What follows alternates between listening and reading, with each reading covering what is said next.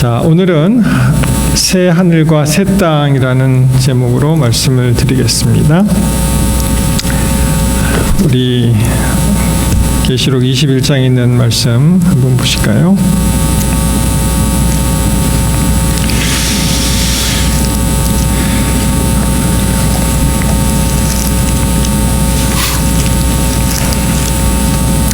여기 이렇게 시작이 되죠. 내가 또 새 하늘과 새 땅을 보니 처음 하늘과 처음 땅이 없어졌고 바다도 다시 있지 않더라. 글쎄요, 이 바다에 관해서는 여러 가지 이야기가 있습니다. 사도 요한이 계시를 받는 그 반모섬에서 바다가 이제 하나의 장애물이 됐기 때문에 거기에서 인상을 깊이 받아서 그런지 자기가 새 하늘과 새 땅을 보니까 거기는 바다도 없다. 자유롭게 이제 연결이 되었다.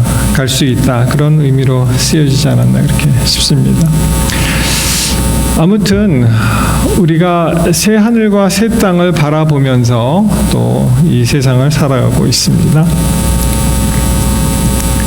여러분 그거 아시죠? 여기가 우리 집이 아니죠. 맞습니까? 우리가 가야 할 곳이 있습니다. 여러분 여행을 이제 다니시다 보면 굉장히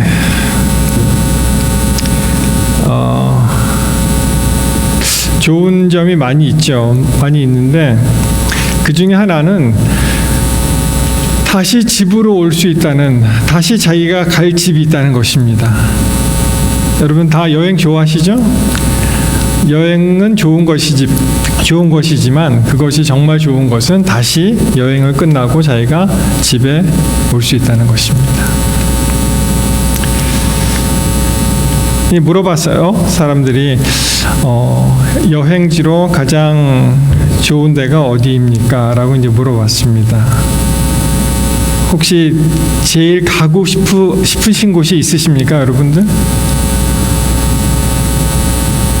이때 하늘나라요 그렇게 하지 마시고 진짜로 가고 싶은 나라. 천지요? 백두산 천지? 예, 가고 싶죠. 예. 다 이제 취향에 따라서 다 다르지만은 이 조사가 US News and World Report라는 데서 나온 것인데, 그러니까 이제 미국을 중심으로 하니까 이제 미국 본토는 이제 제외하고 다른 어떤 나라에 가고 싶은가를 이제 물어봤는데, 이제 전문가들의 의견을 들었고요. 좀 알아야지 어디가 좋은지 알 거 아니에요, 그죠? 그러니까 전문가의 의견을 들었고, 독자들의 투표가 있었고, 그 다음에 기타 여러 가지 칼초라든지 안전이라든지 자연 경관이라든지 이런 것을 종합을 해서 그리고 이제 쭉 순위를 발표를 했습니다. 어디가 제일 1순위가 되었을까요? 힌트는 미국은 아닙니다. 미국 본토는 스위스요. 예, 스위스 참 좋은 곳이죠. 이 발표를 보시면은 여기가 어딘지 혹시 아세요? 캐나다요? 네, 뉴질랜드 남섬이라고 합니다. 그래서 제일 1순위로 된 것이 이제 뉴질랜드 남섬이고요. 그 다음에 2위를 차지한 것이 이제 파리, 프랑스 파리, 그 다음에 마우이, 하와이겠죠. 그리고 보라보라, 테이리 이런 데는 이제 신혼여행지로 많이 각광을 받는 그 프렌치 폴리네시아 그쪽입니다. 그 외에 쭉 보시면은 런던도 있고 로마도 있고, 그 다음에 도미니칸 리퍼블릭 위에 있는, 저도 처음 들어봤어요. 터크스 앤 카이코스라는 곳이 있다는데 거기도 이제 들어가 있고요. 그 다음에 도쿄도 9위를 차지했고 멜다이브가 10위를 차지하는 그런 이제 쭉 나와 있습니다. 다시 말씀드립니다만 여행이 좋은 것은 여행을 돌아와서 다시 돌아갈 집이 있다는 것이죠. 여러분 이제 크리스마스하고 이제 연말을 맞이해서 많은 분들이 또 여행을 계획하고 계신데 기억하십시오. 내가 여행을 가는 것은 참 좋은 거지만 만약에 돌아올 집이 없다면 그 여행은 좋은 여행이 아니죠.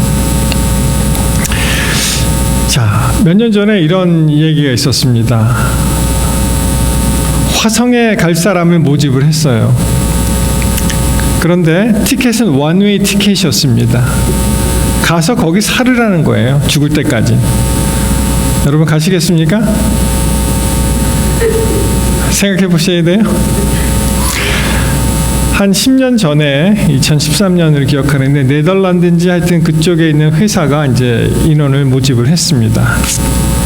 그리고 자, 이제 CNN에 한번 그 방송이 나왔는데요. 지금 화성에 갈 사람이 있으면 지금 신청하십시오. Apply now. 그렇게 이제 떠서 신청했는데 한 몇 명이나 신청했을 것 같습니까? 전 세계적으로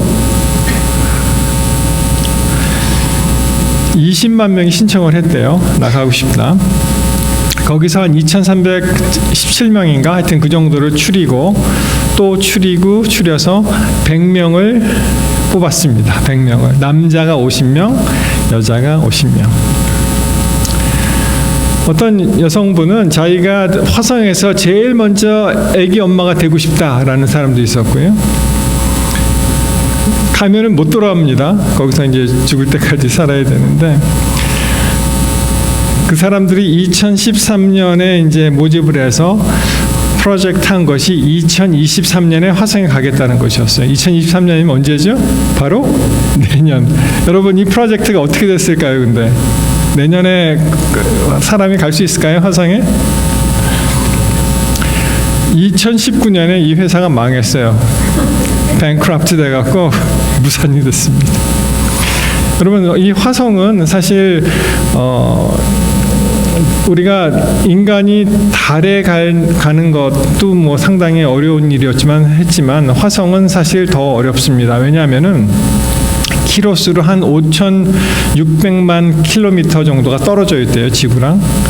그것도 가장 그 근접할 때, 그러니까 이 태양을 중심으로 지구도 자전을 하고 화성도 지구도 공전을 하고 화성도 공전을 하는데 이 공전 주기가 다르니까 지구와 화성과의 거리가 멀어질 때가 있고요.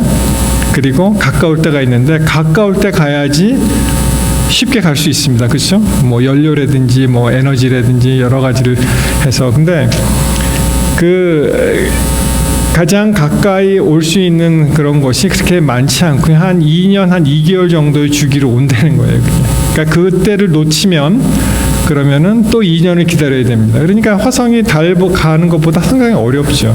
그때를 기다려서 가야 되니까.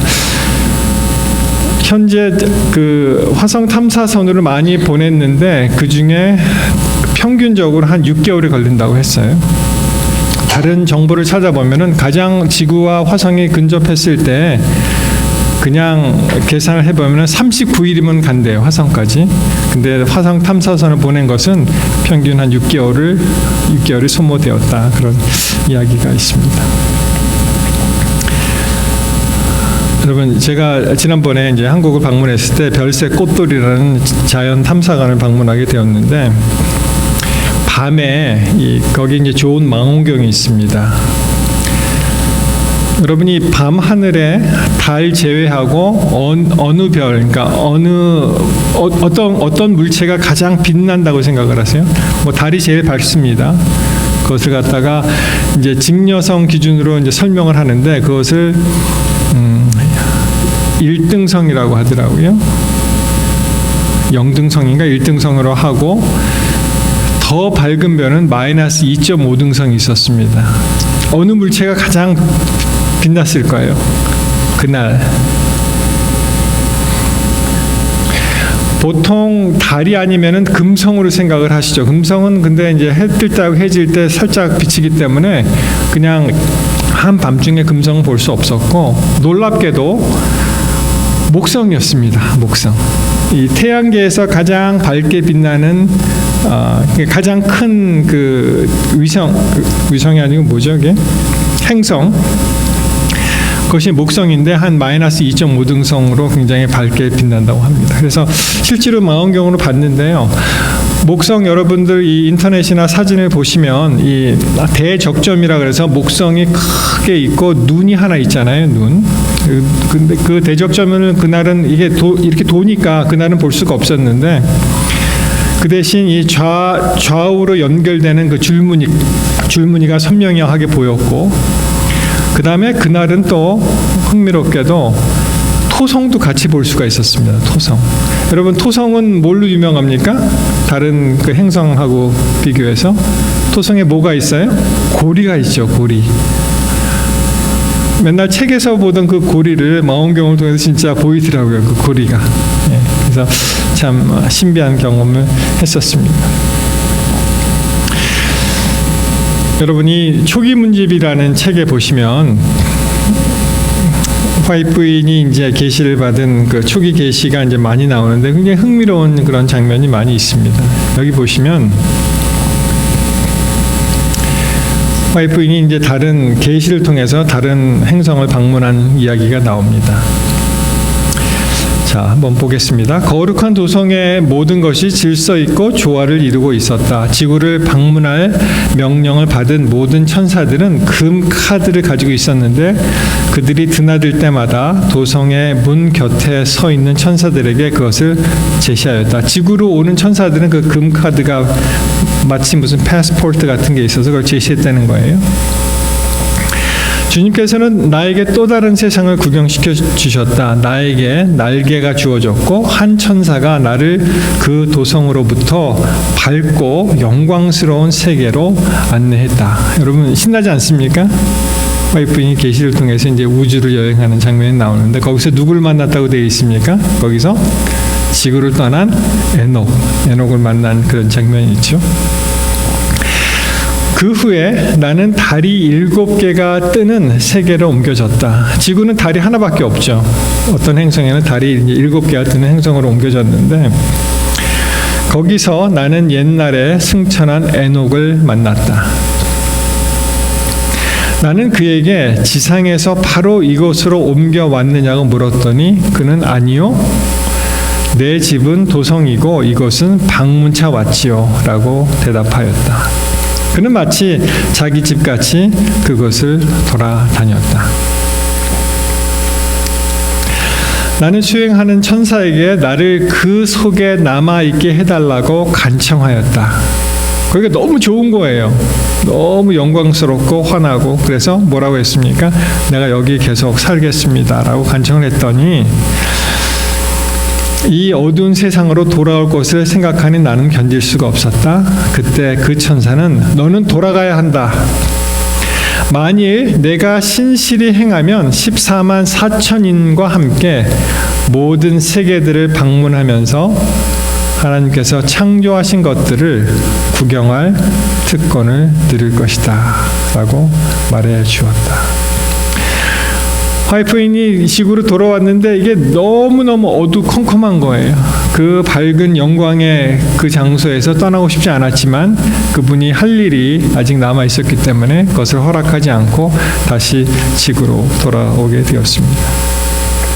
여러분, 우리가 하늘에 가면 바로 이런 것입니다. 많은 분들이 이제 은퇴를 하시고 그리고 여행을 꿈꾸고 계셔요. 이제는 좀 자유롭게 많이 여행을 다니겠다.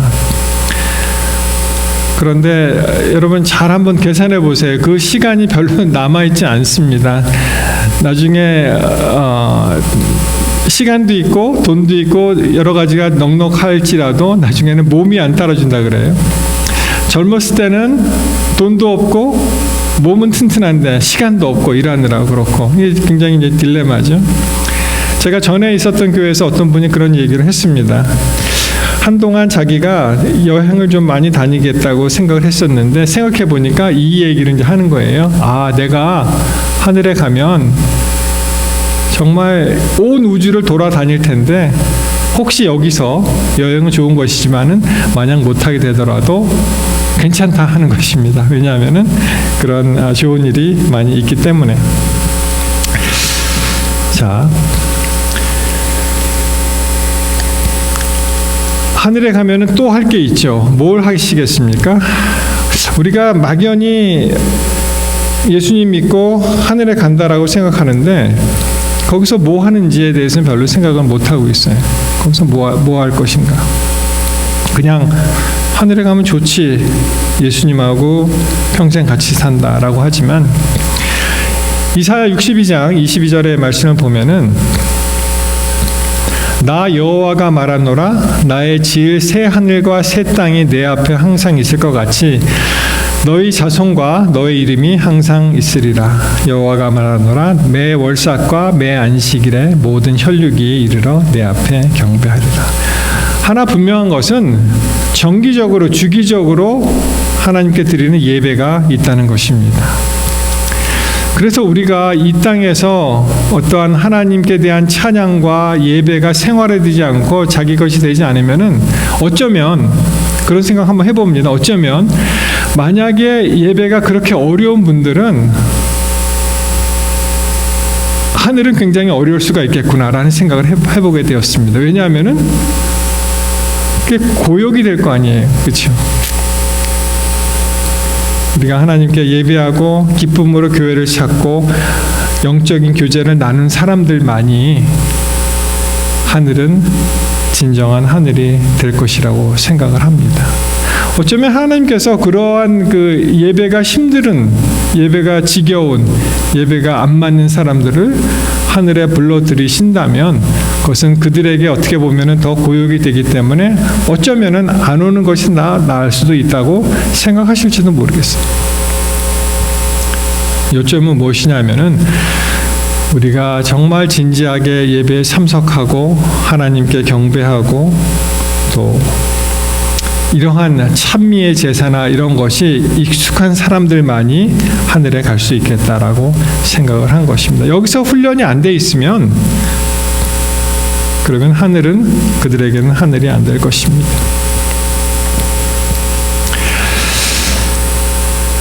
또 하나 분명한 것은요, 우리가 하늘에 가면 또 계속해서 하나님의 품성과 이 대우주에서 나오는 그 구속사의 모든 것을 공부할 것인데, 여기 이런 말씀이 있죠. 고린도전서 13장 12절에 보시면 우리가 이제는 거울로 보는 것 같이 희미하나 그때에는 얼굴과 얼굴을 대하여 볼 것이요 이제는 내가 부분적으로 아나 그때에는 주께서 나를 아신 것 같이 내가 온전히 알리라. 여러분, 지금 거울은요 굉장히 그래도 선명하게 보이죠. 지금은 이제 발달이 돼서. 그러나 당시 거울은 어땠습니까? 여러분, 잘 안 보입니다. 이것이 그 구리로 되어 있는 구리경도 있고 이게 희미하게 보이는 거예요. 그렇지만 이제 우리가 하늘에 가서 모든 것을 다 이해할 수 있게 될 때는 하나님과 함께 정말 페이스 투 페이스로 모든 것이 명확하게 드러날 것이라고 생각하는데, 우리는 계속해서 하나님의 품성에 대해서 또 구속사에 대해서 계속 공부할 것이라고 생각을 합니다. 여러분, 어제 우리가 금요 온라인으로 만나는 시간에서 그런 말씀을 드렸었는데요. 어제 그 다윗의 그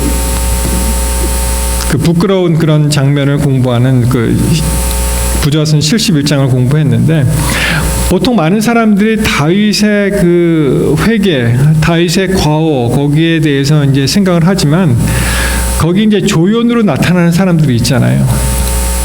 예를 들어서 우리아의 생애가 그렇습니다. 우리아는 어떤 연유로 무슨 잘못으로 그가 그러한 다윗의 그런 흉계에 빠져들어가서 그 아까운 목숨을 잃게 되었는가? 그것은 어떻게 설명을 해야 되는가? 우리가 그걸 다 알 수는 없지만 우리가 이 땅에 살면서 많은 경우에 참 불이익도 많이 당하고 이해할 수 없는 일들이 우리한테 일어날 때 우리가 이해할 수가 없죠. 그렇죠? 다 여기서 해답을 얻을 수는 없지만 그것도 결국에는 다 하늘에 가면은 어떻게 돼요? 다 밝히 드러나리라고 저는 믿습니다. 그 중에 또 하나는 그 다윗과 솔로몬 전에요. 다윗과 밧세바 사이에서 난 아들이 하나 죽잖아요. 그 아기가 죽습니다. 그러면 그 아이의 죽음은 또 어떻게 우리가 이해할 수가 있습니까? 그 아이는 부모가 잘못했습니까? 아니면은 아이가 잘못됐습니까? 왜 죽어야 합니까? 그 아이가 태어난 이유는 뭡니까? 여러 가지로 복잡한 일들이 많이 생각나죠. 물론 그 아이는 예수 그리스도를 대표하는 남을 위해서 대속하신 예수 그리스도 대표하는 아이가 되겠지만 하나의 어떤 조연으로 나타나서 그 이야기를 이제 완성시키는 그런 일을 하였습니다. 이렇게 우리가 다 알 수는 없지만 거울로 보는 것 같이 희미하지만 결국에는 다 어떻게 돼요? 온전하게 이제 알 수 있게 된다는 것입니다. 여러분이 C.S. 루이스의 그 미천한 그리스도에 보면은 이런 말씀이 있습니다. 이게 뭐냐면은 이 역사를 읽어볼 때 그리스도인들이 현세에 아주 충실했던 그런 사람들은 왜냐하면은 그들이 확실하게 미래가 있었기 때문이라고 이 사람이 이제 주장을 했어요. 그런데 많은 경우에 이 그리스도인들이 내세 다가올 그 새로운 세상에 대해서 생각하기를 멈출 때 더 이상 굉장히 무능력해지고 그들이 이 세상에서 그렇게 잘 살 수 없다는 것을 이제 깨달았다고 그런 이야기를 합니다. 그러면서 하늘나라를 얻는 사람은 이 땅의 것도 얻을 것이고 땅의 것만 충실하게 사는 사람들은 그렇다면은 그 사람들은 아무것도 얻지 못한다라고 이제 주장을 합니다. 무슨 말이냐면은 우리가 하늘을 기다리고 하늘에 관해서 생각을 할 때 땅의 것을 버리고 게을리하는 것이 아니라 하늘을 생각하니까 어떻게 해요? 우리가 더 열심히 이 땅에서 일을 할 수 있는 것이다라고 이야기를 합니다. 여기 두 가지 그 이미지가 여기 있죠. 그래서 이것입니다. 우리가 정말 소중한 것에 대해서 생각을 한다면은 눈사람을 만들기보다는 어떻게 해요? 대리석을 조각을 하겠다는 것입니다. 여러분 이 세상에 사시면서 여러분들은 눈사람을 만들고 계십니까? 아니면은 대리석 조각을 지금 조각하고 계십니까? 물론 이 눈사람은 그런대로 뭐 운치가 있고 재미있고 이 겨울 눈이 오는 겨울에 한나절을 잘 보낼 수 있는 그런 소중한 소재가 되지만 어떻게 돼요? 나중에 날이 풀리고 봄이 오면 어떻게 됩니까? 눈은 흔적도 없이 사라지죠. 흔적도 없이 사라집니다. 그러나 우리가 영원한 것을 기억하고 거기에 대해서 신경 쓰고 투자하고 만들면 대리석은 남는 거예요. 뭐 날씨와 관계없이 남게 됩니다. 그 말씀을 이 땅에 살면서 하늘을 생각하는 우리 그리스도인들에게 주는 말씀이 바로 히브리서 11장에 나옵니다. 이 모세 이야기를 하면서 뭐라고 하십니까? 믿음으로 모세는 장성하여 바로의 공주의 아들이라 칭함을 거절하고 모세는 나중에 왕이 될 수 있는 그런 자리에 있었지만 그거 거절하고 도리어 하나님의 백성과 함께 고난받기를 잠시 죄악을 누리는 것보다도 더 좋아하고 그리스도를 위하여 받는 능력을 애굽의 모든 보화보다 더 큰 재물로 여겼으니 이는 상 주심을 바라봅니다. 참 이 모세는 대단한 사람이었습니다. 그 앞에 금은 보화와 모든 권력을 정말 쓰레기같이 생각을 하고 아무것도 아닌 것 같이 그렇게 생각하고 어떻게 해요? 보이지 않는 영원한 하늘을 택한 사람이 바로 모세였습니다. 그래서 사람들이 그렇게 얘기하죠. 만약에 모세가 임금이 되었다면 지금 아마 바로의 한 사람으로 미라로 우리를 만나지 않았을까 그렇게 생각을 한다고 이야기를 합니다. 여러분 어떻습니까? 우리가 이 세상을 살면서 지금 앞에 보이는 것, 급한 것 그런 것을 먼저 하잖아요. 그리고 거기에 온통 신경을 쏟습니다. 그러나 우리는 이 땅에 물론 살고 있지만 발은 이 땅에 디디고 있지만 어떻게 우리 마음은 어디 있습니까? 하늘에 두면서 더 영원한 것을 사모하는 그런 삶을 살아야 되겠습니다. 그 말씀을 다시 베드로서 1장 4절에 이렇게 말씀하시죠. 이로써 그 보배롭고 지극히 큰 약속을 우리에게 주사 이 약속으로 말미암아 너희로 정욕을 인하여 세상에서 썩어질 것을 피하여 신의 성품에 참여하는 자가 되게 하려 하셨다. 그렇게 말씀하십니다.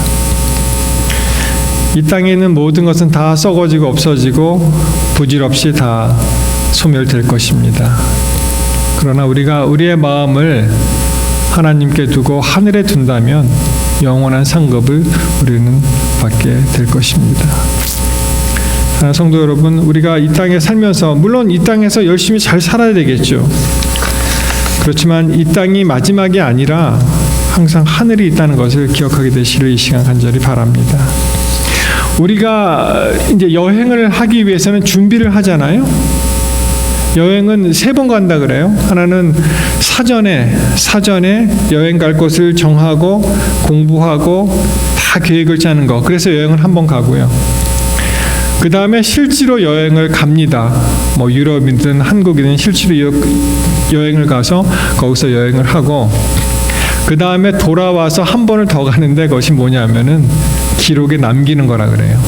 그래서 쭉 자기가 한 일에 대해서 좋은 점들, 고쳐야 될 점들 그걸 쭉 해서 그래서 여행을 가면은 3번을 간다 그런 말이 있습니다. 그런 걸 생각해 봤을 때 우리는 하늘나라에 대해서 얼마나 많은 여행을 생각하고 계획하고 또 준비하는지 묻고 싶습니다. 여러분, 우리가 하늘에 가져갈 것이 뭐를 가져갈 수 있을까요? 우리가 하늘에 가져갈 것이 우리가 2가지를 하늘에 가져간대요. 2가지.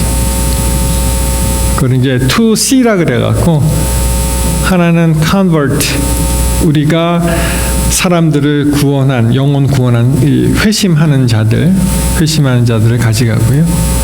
그리고 다른 하나는 character, 그래서 우리의 품성을 가져간다고 합니다. 그 외에 다 가져갈 게 없는 거죠. 그런 재미있는 이야기 있잖아요. 어떤 분이 하늘에 갔는데, 여러분 금 좋아하세요? 금? 요새 뭐 금에 많이 투자라고 하는데 금을 이렇게 가져갔다는 거예요. 그냥 이야기입니다. 그랬더니 거기 하늘을 지키는 수호천사 그 문지기가 이렇게 보더니 하는 말에 너는 왜 이 도로 포장 재료를 갖고 왔느냐 그렇게 얘기했다고 합니다. 금도성 예루살렘 이 바닥이 이제 금으로 되니까 이 아스팔트를 뛰어간 거랑 마찬가지죠. 아스팔트를 열심히 막 뛰어간 그런 이야기가 있습니다. 사랑하는 성도 여러분, 우리가 이 땅에 살면서 꼭 하늘을 경험하고 하늘을 사시기를 이 시간 간절히 바랍니다. 여러분, 이 땅에 살면서 만약에 하나님이 통치하시는 그 나라에 우리가 있다면 이미 우리는 이 땅에 살면서 하늘을 경험한 것이죠. 왜냐하면 하늘나라는 하나님의 통치의 모든 영향이 미치는 그곳이기 때문에 만약에 우리가 주님의 율법 아래서 주님의 사랑 안에서 은혜 안에서 살고 있다면 그러면 이미 이 땅에 살면서 하늘을 경험하는 사람이 된 것입니다. 하늘을 요약하면 이렇습니다. 에덴이 다시 회복된 것이고요. 여러분들 과일 좋아하시죠? 생명 강가에서 12가지 과일을 먹고 그리고 새 예루살렘에서 흘러나오는 생명의 강수를 우리가 볼 것이고 하나님의 영광 때문에 거기서는 밤이 없는 곳이고요. 거기는 더 이상의 사망이나 슬픔이나 고통이 없는 것이라고 말씀을 하십니다. 그리고 더욱 중요한 것은 우리 구주 예수 그리스도를 직접 페이스 투 페이스 면전에서 직접 만나 볼 수 있다는 것인데 여러분 우리가 그때 예수님을 만난다는 의미가 뭐예요? 우리와 헤어졌던 우리와 정을 나눴던 모든 사람들을 거기서 함께 만나고 영원토록 주님을 찬양하고 그런 나라를 꿈꾸게 됩니다. 그러기 위해서 우리가 매일매일의 삶이 그리스도 앞을 향해서 예수 그리스도의 생애를 묵상하고 또 그분의 가르침을 따라서 하늘을 준비하시는 저와 여러분이 되시기를 바라면서 말씀을 마치겠습니다.